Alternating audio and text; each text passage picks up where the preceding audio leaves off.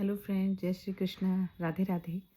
तो किसी ने हमेशा किसी ने बोलती हूँ क्योंकि किसी नहीं होता नाम मेरे को वीडियो के टाइम याद नहीं रहता। जब बहुत सारी वीडियो चलने लगेगी तो मैं लिख करके बांटूँगी, तो मैं वो किसी ने के बदले सॉरी, लेकिन आप लोग समझ ही जाते होंगे, बहुत ज़्यादा तो मेरी अभी हैं नहीं इतने लोग, तो मैं पहचानती हूँ सबको। तो उन्होंने मुझसे पूछा था कि मैम ये बताइए होमवर्क कैसे कराना है बच्चों को? इतने सारे ट्रिक्स होते हैं कि टीचर्स वो वही काम कर लेता है।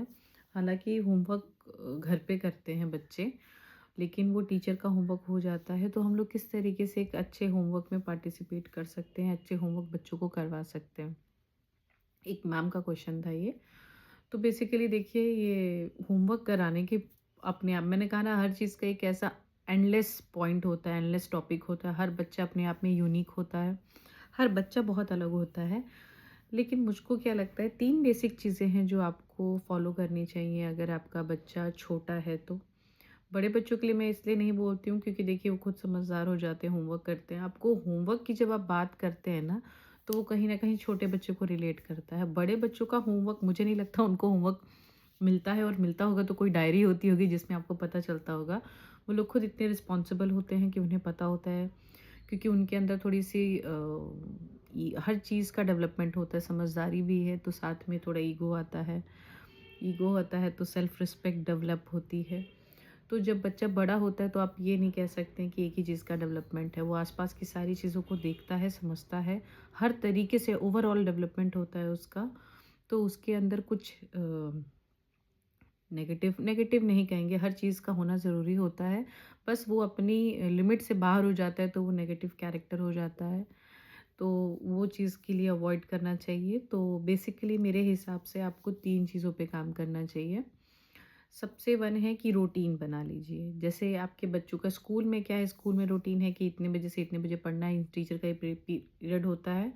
तो बच्चा वो उसको ना एक हैबिट होती है। देखिए छोटे बच्चों के साथ मैं हमेशा छोटे बच्चों के लिए बता रही हूँ, प्री प्राइमरी हुआ, प्राइमरी हुआ, उन बच्चों के लिए क्या करिए, एक रूटीन सेट कर लीजिए। रूटीन सेट करने का मतलब है, जैसे स्कूल से बच्चा अगर छोटा बच्चा है तो 12-1 बजे आ जाएगा। 12 बजे छुट्टी होती होगी, 1 बजे, 2 बजे, बड़ा बच्चा है साढ़ ढाई बजे, 3 बजे, 4 बजे, 1-2 घंटा आपने उसको रेस्ट करने के लिए दिया, 2 घंटा वो रेस्ट किया, 1 घंटा उसको कोचिंग, आप XYZ, हालाँकि मैं कोचिंग के फ़ेवर में नहीं हूँ, छोटे बच्चों को कोचिंग मत कराइए, स्कूल में जितना पढ़ाया जाता है सफिशिएंट होता है। आपको कुछ गलतियाँ लग रही हैं, आपका बच्चा डेवलपमेंट नहीं कर रहा, तो इसके लिए आप पीटीएम अटेंड करिए और टीचर से मिलिए, पेरेंट्स से बात करिए, रिस्पेक्टिव पेरेंट्स से बात कर लीजिए। देखिए हर जगह ग्रुप्स होते हैं, कोई पेरेंट कहता है अरे स्कूल में पढ़ाई होती है, कहीं कहता है पढ़ाई नहीं होती है। ऐसा नहीं होता है कि आधों को पढ़ाएंगे आधों को नहीं पढ़ाएंगे। बच्चे को किस तरीके से रिस्पॉन्स है, बच्चा किस तरीके से कन्वे कर रहा है मैसेज, इस पे भी डिपेंड करता है। तो इसलिए ग्रुप्स है, तो व्हाट्सएप ग्रुप्स होते हैं पेरेंट्स के।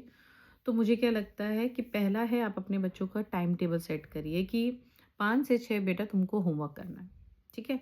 ये रूटीन से क्या होता है, जैसे आप रूटीन होने से बच्चा स्कूल तो नहीं आना चाहता था, कौन-सा बच्चा स्कूल आना चाहता था मुझे तो ये पता नहीं है। नर्सरी का जब हम लोग एडमिशन लेते हैं, तो मान लीजिए मार्च, अप्रैल, कैं, कैं, कैं, उनके पेरेंट्स भी इमोशनल होते हैं। वो भी रिसेप्शन एरिया में बैठे रहते हैं कि मैम बच्चा रो तो नहीं रहा है। मैम बच्चा परेशान तो नहीं हो रहा, तो एक वो चीज़ होती है।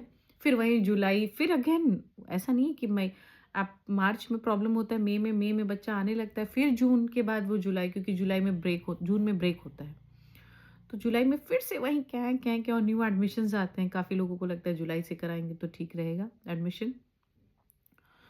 तो उस समय भी बच्चे, तो ये प्रॉब्लम कहाँ आती है, बच्चे के हैबिट में नहीं रहता है। वो हैबिट जो होता है वो टूट जाता है।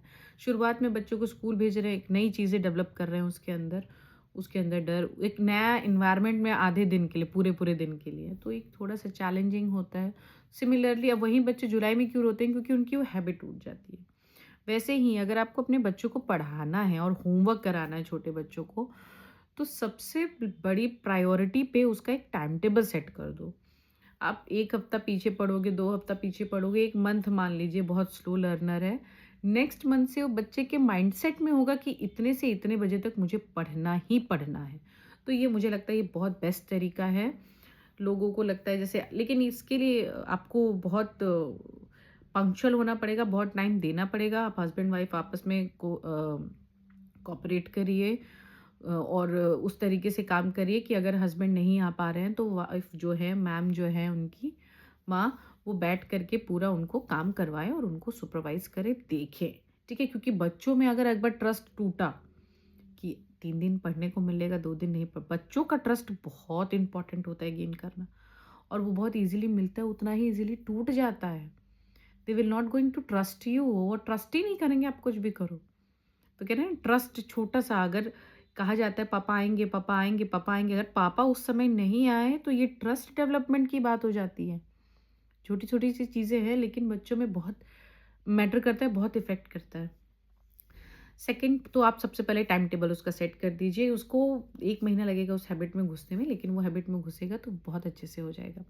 सेकंड आपका पॉइंट आता है उसकी नोटबुक चेक करना, ठीक है? ये तो पैरेंटिंग में भी मैंने हमेशा कहा है कि बैग चेक करो, बैग पूरे अच्छे से चेक करो, एक-एक पेज चेक करो, कोई पेपर है, क्या है, चेक करा करो, वही लाइफ है। लेकिन होमवर्क चेक करने से क्या है, बच्चे को पता चलेगा कि मॉम और डैड जो है, मेरे डेली रूटीन से अवेयर है, ठीक है? तो उससे सिर्फ बच्चे का फ़ायदा नहीं होता है, उससे आपको बहुत फ़ायदा होता है। क्या फ़ायदा होता है?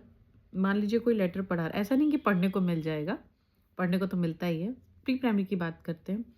एल पढ़ा रहे हैं, एस पढ़ा रहे हैं, ए पढ़ा रहे हैं, तो आपको खुद पता चलेगा ए तो इतने तरीके से पढ़ाया था, ए को इस तरीके से इस स्कूल में पढ़ा रहे हैं, बी को भी ऐसे ही करेंगे। तो वो आप उसकी कॉपी देखते, देखते, देखते आपको पता चल जाएगा इस होमवर्क का क्राइटेरिया, आप समझ जाएँगे बच्चों को किस तरीके से पढ़ाना है। और बच्चे में भी थोड़ा-सा एक डर रहेगा कि होमवर्क की कॉपी जो है, क्लास वर्क की कॉपी है, क्लास वर्क नोटबुक ज़रूर चेक करें कि वो पेरेंट्स देखेंगे, तो वो ज़रूर देखेंगे को क्या काम हुआ है, क्या नहीं हुआ है, और कुछ भी ऐसा होगा तो रिपोर्ट करेंगे क्लास में।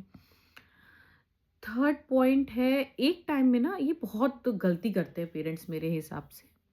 देखिए छोटे बच्चों का जो अटेंशन स्पैन है ना, वो मेमोराइज़ेशन की वो 20 मिनट्स का होता है।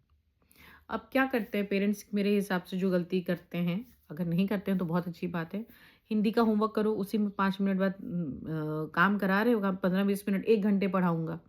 1 घंटे में उसको अलग-अलग सब्जेक्ट, तो ये बहुत गलत तरीका है। बच्चों का अटेंशन स्पैन जो होता है, जो कंसंट्रेशन स्पैन है, वो सिर्फ़ 20 मिनट्स का होता है। तो आप कोशिश करिए कि एक टाइम में सिर्फ़ एक ही होमवर्क करवाइए। उसके बाद 10 से 15 मिनट, 10 मिनट का ब्रेक ले लीजिए, स्नैक्स खा लीजिए। पढ़ाई तो भाई जीवन भर है और बच्चे भी कहीं जाने वाले नहीं, भाई पालना है। तो इस चीज़ को बहुत हेल्दी वे में आप लोग ले लीजिए कि जैसे 20 मिनट्स में आपने उन्हें पढ़ाया, वो समझे उस चीज़ को, उसी को 10 मिनट ब्रेक लेने के बाद मैथ्स का होमवर्क 10 मिनट बाद। लेकिन ऐसा नहीं कि उसी 20 मिनट्स में आप अलग-अलग सब्जेक्ट को, वो बच्चा रिलेट नहीं कर पाएगा। वो देख कर के ज़बरदस्ती रो-रो के करेगा, लेकिन उसके काम करने का कोई मतलब नहीं है क्योंकि उसका स्पैन ही 20 मिनट्स का है। और 20 मिनट्स में आप 3-3 सब्जेक्ट उसके सामने रख दे रहे हो, कैसे होमवर्क करा सकते हो? नहीं करा सकते हो। ठीक है? उसी 20 मिनट्स में उसे करने दीजिए, देखने दीजिए क्या अल्फ़ाबेट है, एक सब्जेक्ट को देखने दीजिए, फिर नेक्स्ट सब्जेक्ट को देखिएगा। टाइम नहीं है तो 1 दिन में 2 ही सब्जेक्ट पढ़ाइए, अगले दिन से वो जो नहीं सब्जेक्ट पढ़ाया था उस सब्जेक्ट से कंटिन्यू कर लीजिए। लेकिन मुझे लगता है कि कम से कम आपको इस तरीके से ध्यान देना पड़ेगा। और भी बहुत सारे पॉइंट्स हो सकते हैं, जैसे कि आप बच्चों के ना काफ़ी पेरेंट्स डाइट का बहुत ध्यान नहीं देते हैं। फॉर एग्ज़ाम्पल मुझे जो लगता है कि थोड़ा-सा फ्रूट्स बच्चों की हैबिट में रहती है ना, जैसे बच्चा पढ़ रहा है, तो उसी में कुछ उसने स्नैक्स, अब बहुत स्नैक्स के मतलब में आलू पराठा और दल भरी या ये सारी चीज़ें ला कर के मत रख दें उसके सामने। उसके सामने बहुत हेल्दी-हेल्दी स्नैक्स जो उसकी चॉइस की कटिंग्स हो, तो बच्चा बहुत इंटरेस्ट, उसको दुश्मनी नहीं है पढ़ाई से।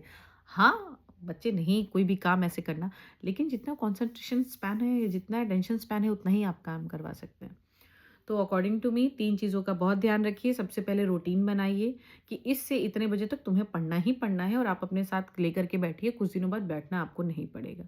दूसरा है क्लास वर्क कॉपी ज़रूर चेक करिए, उससे बच्चे के अंदर डर डर भी रहेगा और एक पैटर्न बन जाएगा उसको काम कराने का, और आप खुद भी स्कूल का पैटर्न समझ जाएँगे। ऐसे कोई रॉकेट साइंस नहीं होता है, देख कर ही आपको काम कराना होता है।